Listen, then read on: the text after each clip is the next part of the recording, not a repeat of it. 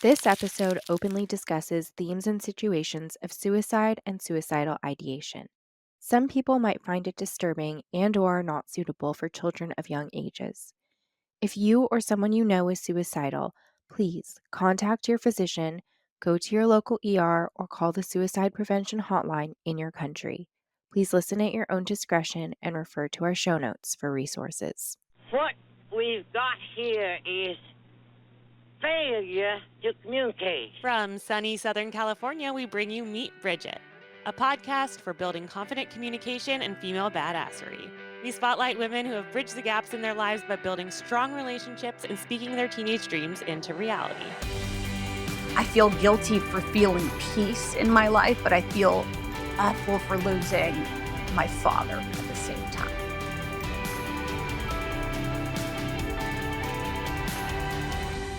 Welcome back to Meet Bridget, a show that dives into the often untold teenage and young adult experiences of super successful women from all types of backgrounds and in every career imaginable. This show is an extension of Bridget, which is a confidence and communication coaching service for young women that my best friend Asha founded and I help run. I co host this show alongside her. My name is Kishia Rosenberg. For those of you who are new to the show, we're back for season 3, and I am really excited. Today, I am doing a solo interview with a dear friend named Addie Guajardo. Did I pronounce your last name Yeah, correctly? I love that you put a little Spanish twist to it. Yeah. Okay. So, Addie is an experienced news reporter with a demonstrated history of working in broadcast media. According to her LinkedIn, she's skilled in photography, event management, editing, public speaking, and journalism. According to real life, she's this and so much more. An adrenaline and adventure junkie, a fellow lover of world travel, a student of life, and a deeply caring and extremely fun individual to know and love. I know this personally from going on many trips with Addie and getting ourselves into many of an adventure. So today, Addie is Phoenix based. She joined Scripps News as a national correspondent in October of 2020, which had to be super interesting given the time frame. She covers immigration on the Arizona border and general news across the state. I'm really excited to have her here. She's a dear friend. And again, I have a feeling this is going to be a really fun one. So, welcome to the show, Addie. Thanks for joining us. Thanks for having me. So, I want to dive right in and just kind of get into I know you from you being best friends with one of my favorite people in the world, Bryn Brothers. She's married to my cousin, and he's basically my brother. And so we've gone on a lot of trips. I've gotten to know you personally. And as I said before, you're just a really deeply caring, fun, like intelligent individual. We've had some of the best conversations. Tell me now the things I don't know. Tell our listeners about young Addie starting out. What does that look like? Oh my gosh, a young Addie. Young Addie is the second oldest out of 4 children.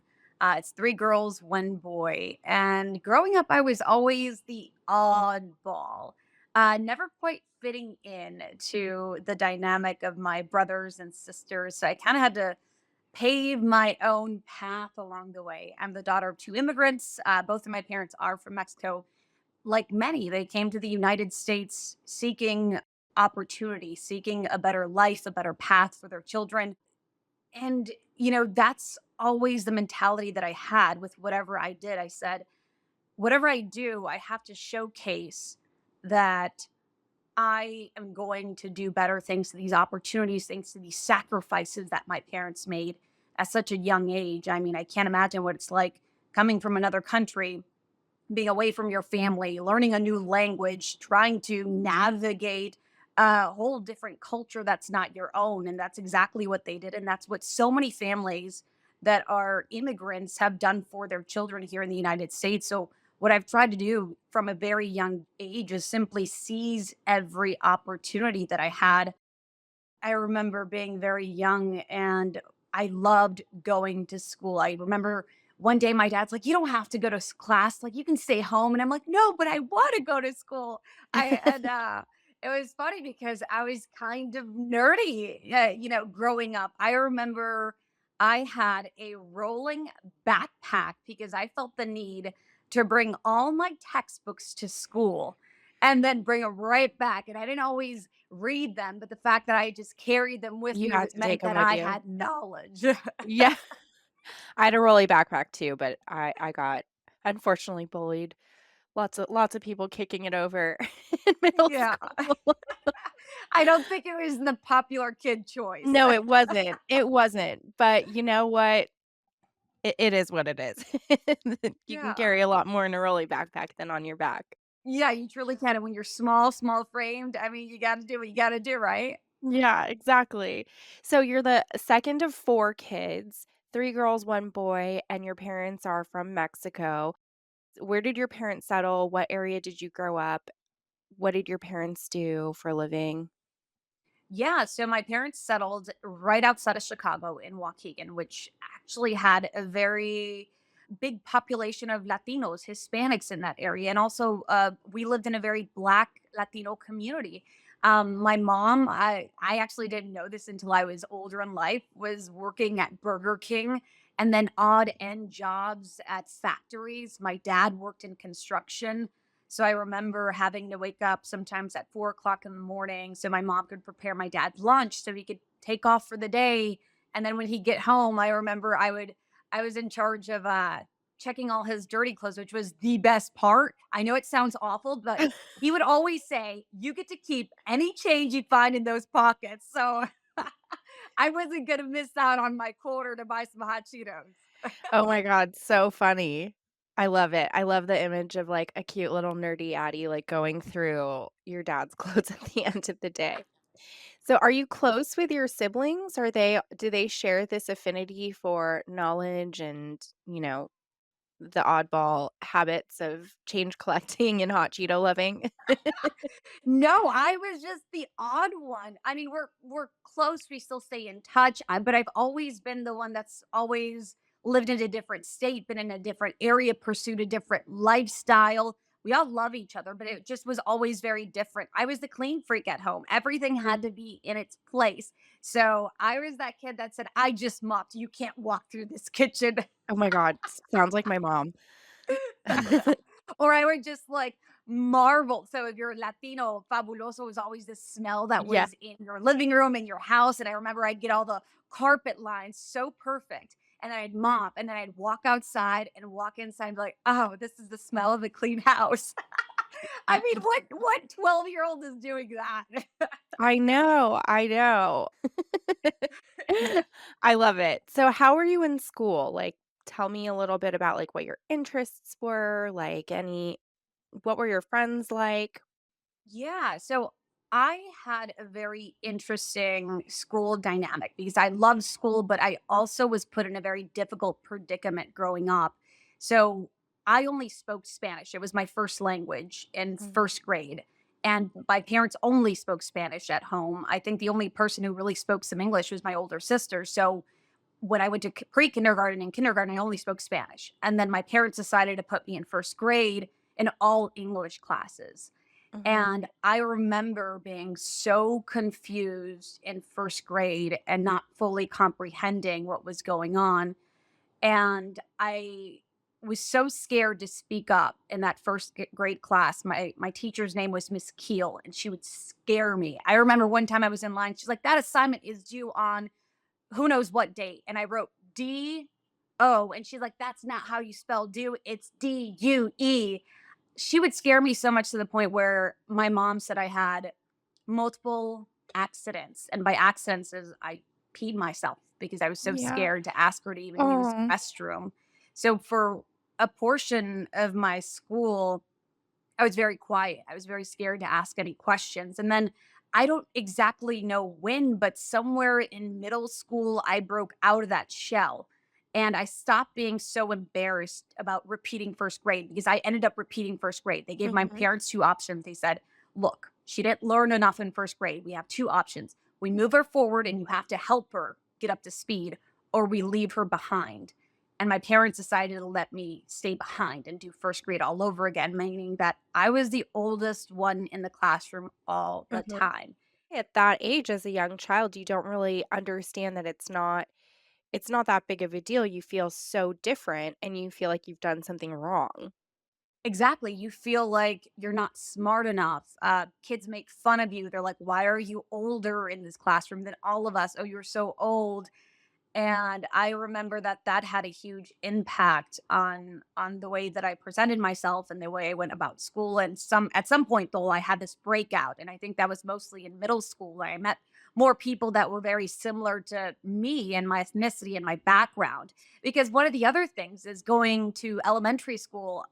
There was Hispanic kids, but there wasn't a huge population of them at the school that I went to.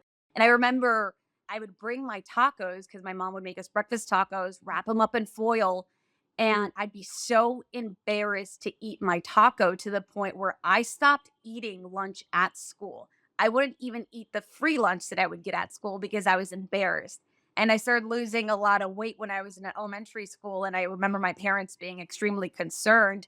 And then in middle school, I just felt like I met more people that were like me, sounded like me, had very similar backgrounds to me, and I think that's what kinda helped me break out of that shell. Yeah, direct example of why representation matters. Yeah, exactly, and middle school was such a it was a place where I really learned without even trying what I wanted to do in life. I always kind of offhandedly said, "Oh, I'd love to be on the Travel Channel," or "I'd love to be like Jorge Ramos." And I remember being in middle school and saying, "Oh my gosh, I have to fill out this class." And I didn't know what else to add to my schedule. So I'm like, I don't know what this multimedia class is, but I'm going to try it. And it was the first Yes. introduction to television news. I mean, it was more fun. What we did is we had like this little newscast, and we would just fill in the blanks. Today we're having chicken nuggets, or, today's Independence Day means yada, yada, yada. And I remember it was such a cheesy show, but I would pop in before school, after school, during my lunch break. I was just always in there. And I think that's what solidified this is what you're passionate about because you're willing to spend so much time doing it. And this is what you Mhm. should pursue. I love that. I love the Addie Guajardo origin story. Yeah, it was quite an evolution. Yeah. Were there any shows that you were, like, fascinated by, any, like, news anchors that piqued your interest at that time, or was it like this class just opened your eyes to this world? It opened my eyes to the possibility of entering and breaking into Mhm. this world. But I always watched Primer Impacto. I watched Univision. It was constantly playing in the Yeah. house. So a lot of my family dynamic has a lot to do with what I decided to pursue in life as well. My mom didn't make it past middle school because she was pulled out of school to work out on the fields. My dad didn't make it past elementary school. So their education level was nearly non-existent if you think about it. They could speak it, but they couldn't really read a lot in Spanish. So what I started to realize is that, well, we have to inform everyone. It can't just be the educated community that's informed and understands fully what's happening in our nation, what changes need to happen in order for the change that they want to see to happen. So, what I realized is if you're in broadcast news, you can provide information to everybody and anybody, no matter their education level, because everyone can speak. You might not be able to read very well, but you can speak very well. So, if there's a broadcast that breaks down a very complicated issue, you have a better understanding of what's happening in your community and what changes you want to see. You can try to go out and try to make a difference and create that change that you hope to see in your own community. So just the fact that you can speak it and have everybody understand it, to me, was very impactful. To me, it could be that difference in the community. I really like that ethos. It's like you took your experience of growing up Latino in a household with parents who worked their entire lives and had to forego, like so many other immigrants, a traditional education. I think here in America, we often take for granted the small luxuries. Everyone has things going on, but like you point out, there's a huge discrepancy for a large community of people in the information received because of these language barriers or these cultural barriers. So I think it's really amazing to hear from the perspective of somebody whose job it is to deliver information, how impactful that can be if you really think about the way that you're doing it. And I think that it's so cool that that just came from your experience of growing up. Yeah, and if you think about it, it's such a common theme in so many families. You have mixed status families living together. That means sometimes multiple languages are spoken at home, and not everybody is completely fluent in one language or the other. And I think that that's also been something that I've tried to figure out throughout my career, because sometimes I'll think of a word in Spanish, but then it doesn't come in English, or I'll come in English, but it doesn't come in Spanish. So it's that constant switch in languages in your head too. That back and forth. Yeah. So tell our audience a little bit about, so once you decided you wanted to be in broadcast journalism, it sounds like that this spark really happened coming out of middle school, like going through the classes and then just kind of figuring out that this is something you're passionate about. So once you decided that that's what you wanted to do, how did you set your sights on creating that for your future? Yeah, so it just slowly evolved. It went from this one television class to getting into high school, and then the broadcast television class that they had there. They had a podcast club. I was part of the newspaper club, and then that all rolled into college. But I went through a very traumatic episode of life. It was high school when I lost my dad. Um, I lost my dad to suicide, and I think that even though I had an idea of how my life would play out, you can never predict that something like that is going to happen to your family Mhm. and to you at such a, young age. We like to think that our parents have everything figured out. We like to think that, you know, they're the ones that are paving this road and we're just kind of on it, and we're also trying to carve our own paths. So when something like that happens, it's very difficult to stay on track. And I definitely got off track as I tried to navigate the hurt and the pain and everything that came with it. I can't imagine, Addie.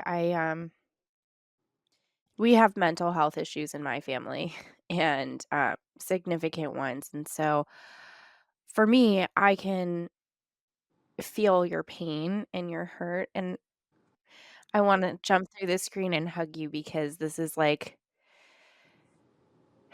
heavy. Yeah, I mean, it's so interesting because there's times where I can have these conversations and the feelings are there, but I can just like immediately talk through it. And then there's Mhm. times where it's like this, where it sets in and you realize, yeah, that person hasn't been part of my life at this point for 15 plus years. Yeah. And I've been very bad at it because it's very difficult for me to it was very difficult for me, and still to this day is very difficult for me to process those feelings. So that's why I have a lot of mix up when it comes to those years, because the year that it happened was such a blur for me, Mhm.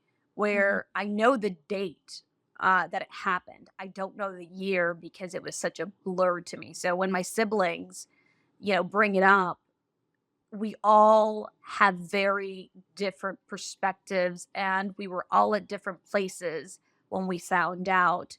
So we all processed this very differently. And some of them are very great about saying, like, it's been this many years. And to me, it's just a blur because I tried for so long to block that portion. And that portion of my life was so blurry for quite a while.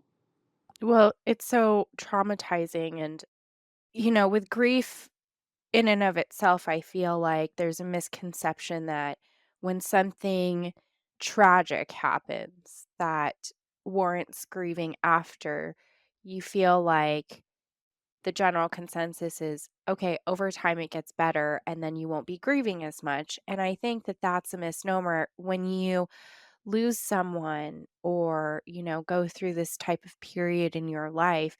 It's so significant and it stays with you and it becomes a part of the fabric of your being, so much so that I feel like what you just described is what it is. Life is carrying these pieces with us, and sometimes, you can dissociate a little bit better than others.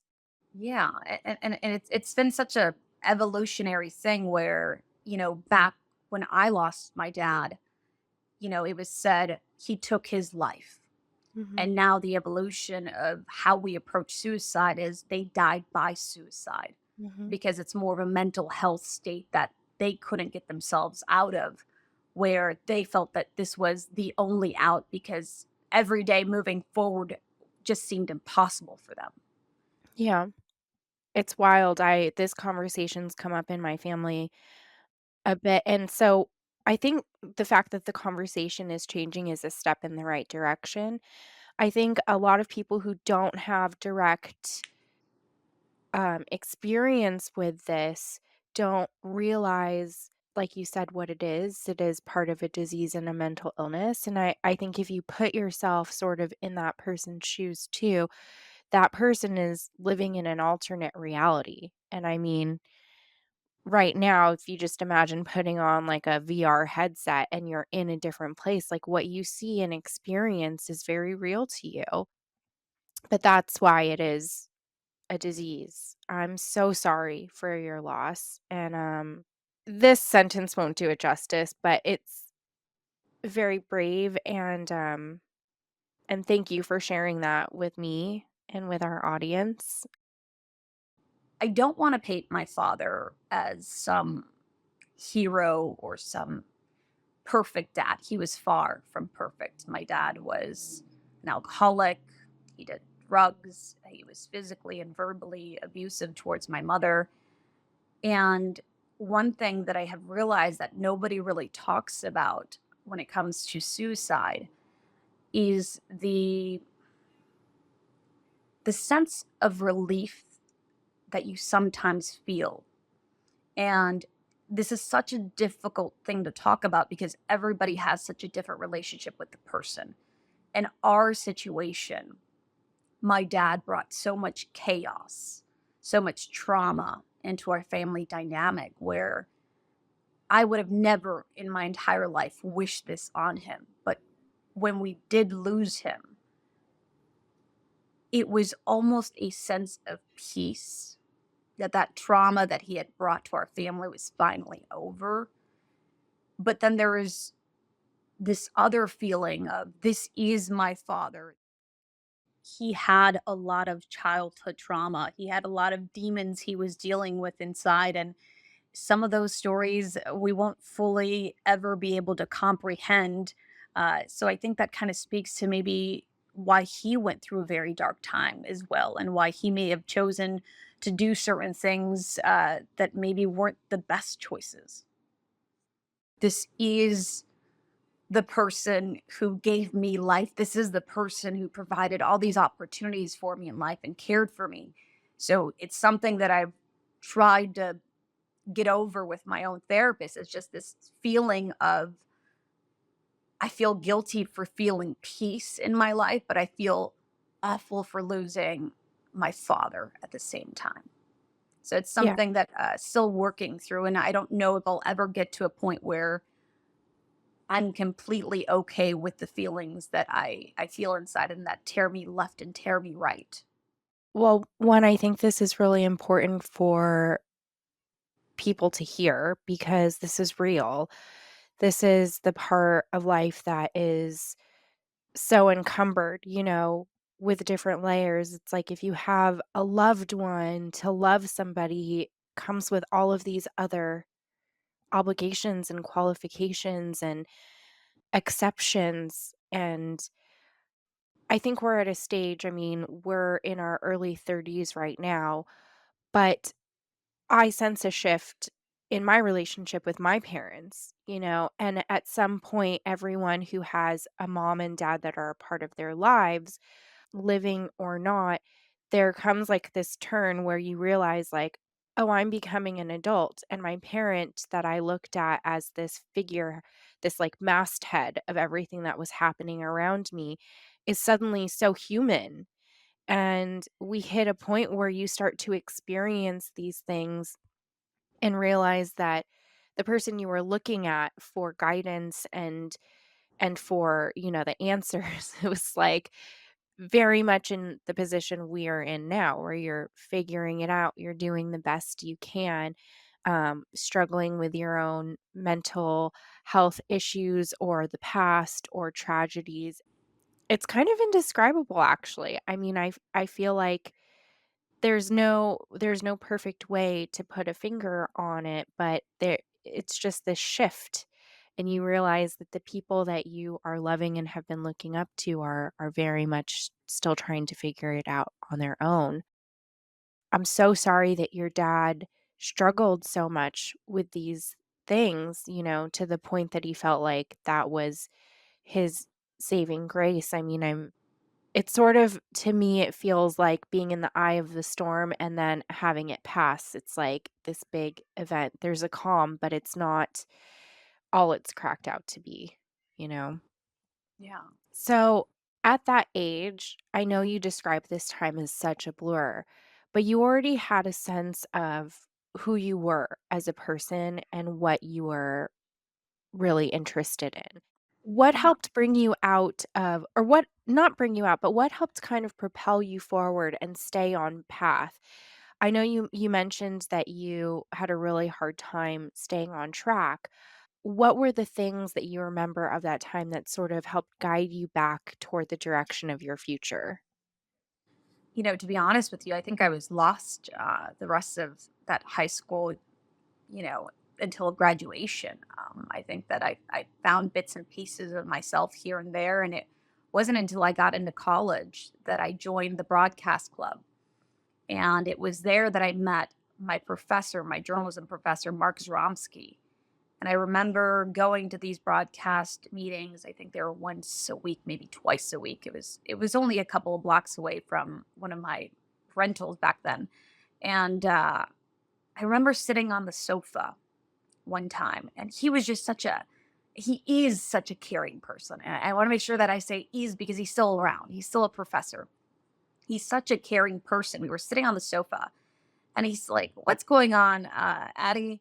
And I remember, I don't know why, there was just this sense of, I can trust you. And I opened up to him about my hurt and kind of everything that, I was going through. And then he shared that he had lost his daughter in a car accident. And his daughter, Kate, was very young. And we bonded over our hurt. And whenever he kind of saw me falling off, or whenever I needed guidance as to what am I doing wrong, where do I go next, he was always there. He was always this grand soul that helped me stay on track even after I graduated college. I took a 3-year gap between then and my career. And I remember reaching out to him, picking up the phone. "Hey, Mark, I want to be a reporter. I know I've taken 3 years off after graduating from college. I got to put a demo reel together. I need your help." He's like, "Pop into my office. Come on in. Let's brainstorm." We brainstormed. I ended up putting this little demo reel together, and I started sending out my demo reel and applying to jobs when I was, what was I, like 25 or something like that, maybe 26. Yeah. So I give a lot of credit to Mark Zaromsky and his ability to care so much about the students that he was teaching. Yeah, that's incredible. And to this day, we're still in contact. I still call him before accepting a job. I still call him when I have questions about where I want my career to go. I still call him when I have questions about a story that I'm working on. I love it. I think it's great to find these mentors and to just ask the questions, but I also love that he gave you the opportunity to just speak freely about who you were, what was hurting you, and, like, how to, in a sense, it feels like it propelled you forward, how to use it as sort of like the fire behind you instead of something that held you back. So what was your first job? What ended up landing for you? Yeah, so I got my internship when I was in LA. So I did my internship in LA at Mundo Fox back then, it was the name of it. I remember doing my internship, and that was rough. Oh my gosh. I remember there was a reporter, I will not mention by name, saying, this isn't the industry for you, so you should find a job at a different career. And I remember going home and, thinking about it. I'm like, gosh, am I pursuing the wrong career? I questioned myself. I can't tell you how many times I questioned myself. And I went through this whole thing where, am I good enough? Can I be a reporter? Do I have what it takes to be a reporter? Uh, is this truly what I want to do? And I had to dig deep inside and say, yes, this is what I want to do, and this is what I'm going to do. And I was dating somebody at the time that was extremely supportive in that perspective, that helped me put the demo reel together. And I landed my first job in Eugene, Oregon. And it was not easy. You are learning so much information, processing so much information. And I remember I got hired as a reporter and a producer. They didn't let me on air until 6 months in or so. I got passed up by other full time reporters that were hired on. My morale was on the ground. I was just thinking in my head, am I not good enough? Do I not have what it takes? What am I doing wrong? Where could I be doing better? I can't tell you how many times I cried myself to sleep at that job. I would go home, I didn't have family, I was just getting to know and make friends, and I didn't feel like I was good enough, and I felt like I was doing something wrong, so I'd go home and I'd cry, and then I'd get myself together and be like, "Okay, this sucks, but we need to figure out a way to get you on air. We need to figure out what you need to do to convince them that you are good enough to do this job and exceed and excel at this job." So what kept you going? Because I know you to be relentless, but where does that come from? Like, can you put a name to that face? Oh gosh, I think it comes from seeing my dad work so hard in construction, seeing my mom work multiple jobs. After my dad passed away, my mom was caring for four kids. At one point, my older sister was gone early out of the house, but my mom was caring for four kids, working two jobs, working at factories, and she was doing her best to provide for us. My first job was flipping funnel cakes, selling cotton candy at Six Flags. That was my first official job on the record. I did all these odd end jobs, cleaning houses with my mom. I washed yachts and boats with my mom to make extra money. I babysat kids. And I think it was just that want, that hunger to succeed, that hunger to say, my parents sacrificed so much and I've been through so much trauma. I can't fail now. I can't give up halfway through. Yeah, I love that. I love that, just taking that and then using it. There's such a fire in you, and I think anyone listening to this can hear that in your voice, and it's not, rehearsed. It's so genuine, Addie, and I think this is why I always love talking to you because it could really be about anything, right? Like, it could. And the one thing I want to be clear about, it's not easy.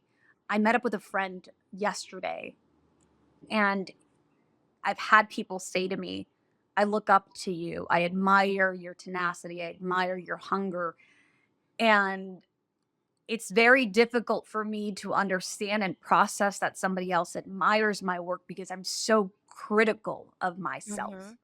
Every time I stumble on air, every time something doesn't come out flawlessly, I go back and I'm thinking about it. Where can I improve? I'm one of those people who doesn't believe that I am perfect. I believe that I am flawed beyond most people's perspectives of me. And my way of compensating for that is to simply reflect, think about it, and say, where can I improve? I know I'm not the best. So then I reach out to people and I seek out that mentorship or that feedback where I feel like, okay, I'm getting better. This is actually a theme too that we hear with a lot of our most successful women, and I think it's something really important to extract here is that there are different versions of how people grow up, and different things that we tell ourselves. And I think that for so long, the trend was, you're either shit and so you stay shit, but that's not true. You're a testament to that. Or you just embrace the fact that life is imperfect and we're imperfect and that perfectionism, which is so rampant. And I think that that's still the case now, especially with like social media. Like we have these young women, young men that like and everything in between, they come out of the gates thinking like, "I have to have it all figured out. It has to be polished. The image has to be perfect." And there's a lot that goes into that. And so, comparison is a killer. But I think you really hit on something that's really important, which is you take or you should take these imperfections, these things that you might be hard on yourself for, and you can strive for a better version. You can strive to be better just by utilizing your resources and reaching out and, you know, calling your professor and having him run through things with you. And, that's not a sign of not being perfect or being weak or not being good enough. That's utilizing every resource and nugget that you've learned along the way to continue building on your current skill set. And that's how ultimately you get stronger. Like, success is not just this one way path. Like, you didn't wake up and become like this fantastic news reporter. There were all of these things that happened in between, plus your natural ability to speak to people and articulate yourself. But it takes a lot of work and you've done the work. It takes a lot of work. And you highlighted something that I want to make sure that we get across to the young women that are listening to this podcast is that I went through that episode where I felt like I had to be the best reporter before I could apply for a job. Hmm. I felt like I wasn't worthy of applying for a job because I didn't have all the skill sets.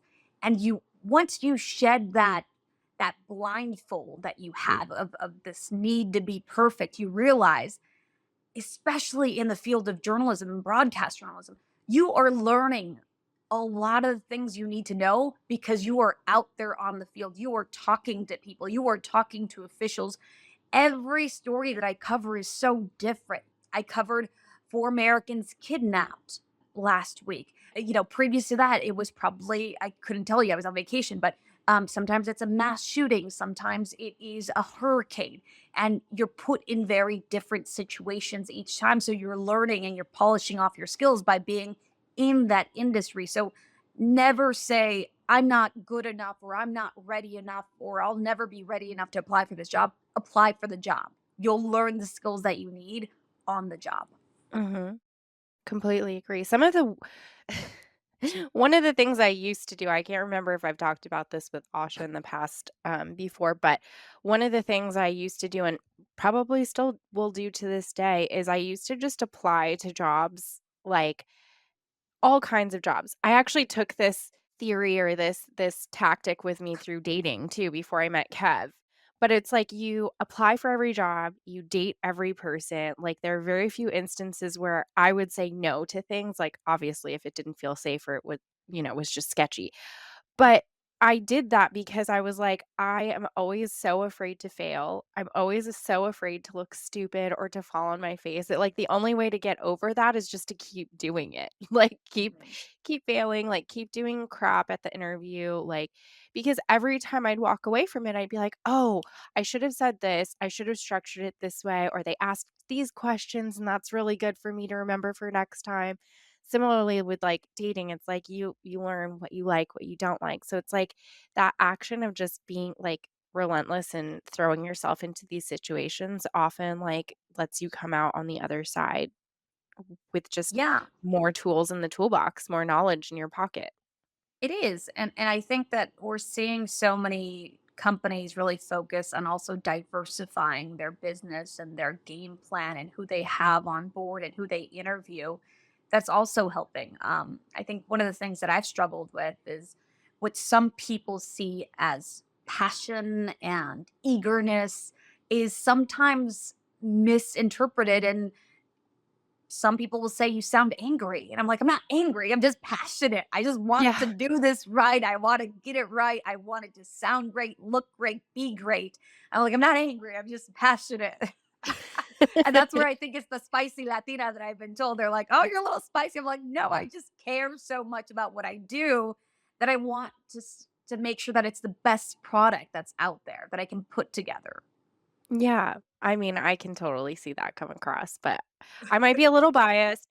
I wanna dive into that a little bit more too. I mean, you are a Latina reporter, a Latina American reporter, should I say. What's that been like? What have the struggles been, if any? Like, has it been difficult for you to be taken seriously or to find the right opportunities? Can you share a little bit more about that?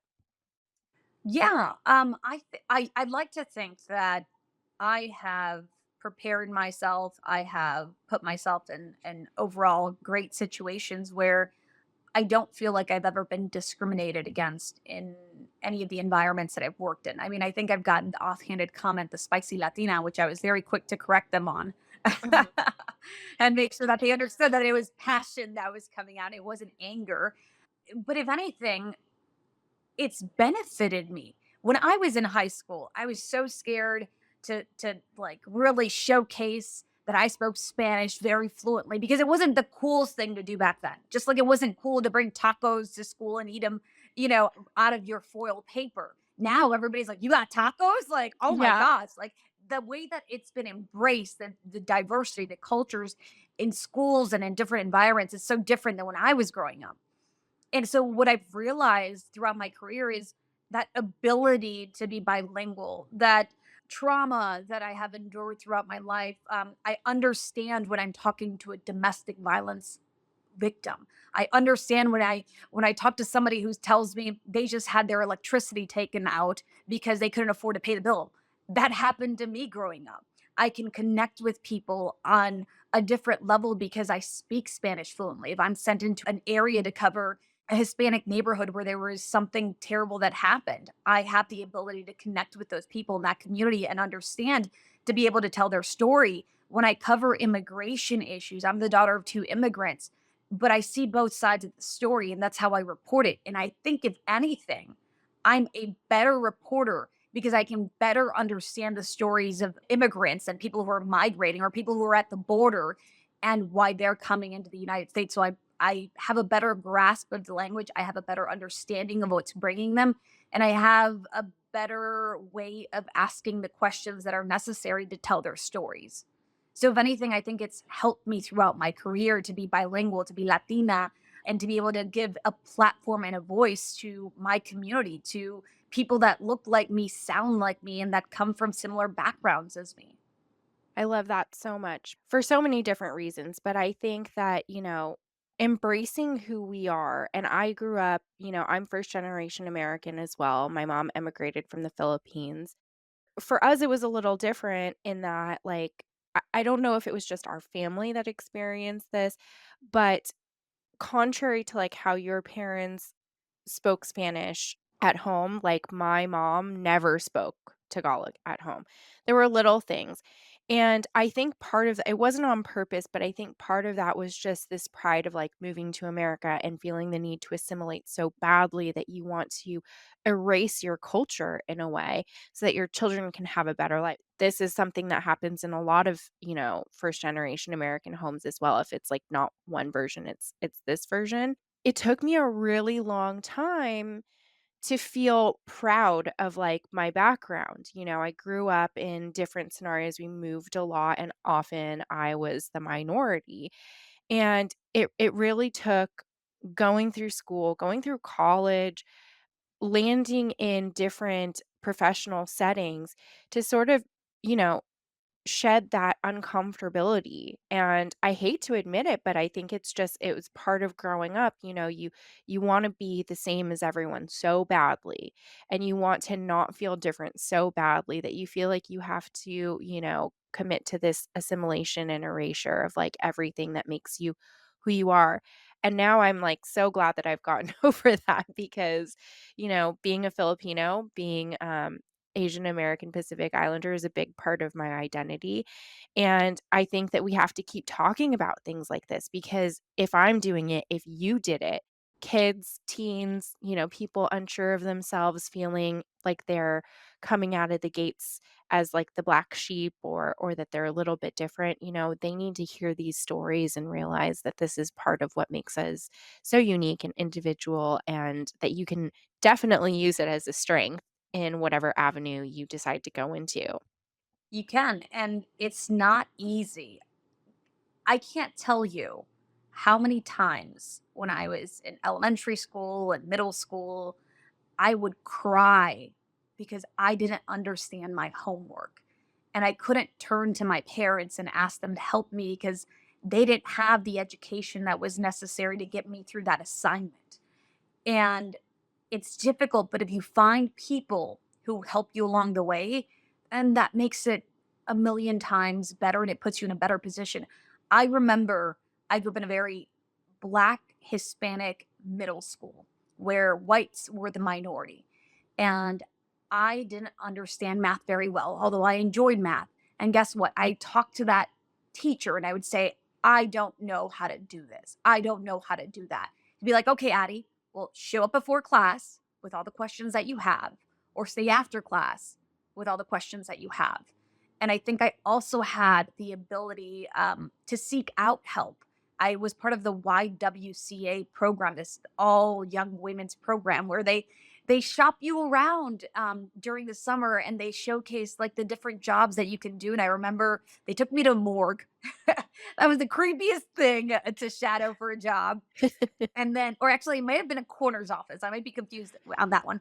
And they also took me to courthouse where this judge let me wear their robe and say, you could be a judge too. So I was also exposed to all these opportunities of you don't have to go into a career that your parents have also done. You can do something greater and better. I love that, and I like how your work mirrors that in a way. I mean, you spend a lot of time and thought into curating these stories and delivering them in a way that people can easily digest so that they can understand the world and the community that they're living in and these things that are happening. I think it's a theme that you've carried through your career and are doing so, so gracefully and beautifully and making the world better one news story at a time. And here's the thing, there's so many comments and posts swirling around, fake news, fake news, fake news. And we are just trying our best to provide you the news. We're not there to tell you, decide this way, decide that way, do this, don't do that. We're there to provide you the information. And as a viewer, you make a decision on what ultimately comes out of that story. Our goal is for our stories to inform our viewers and to inform them to the point that if they feel like something is lacking, then they can go out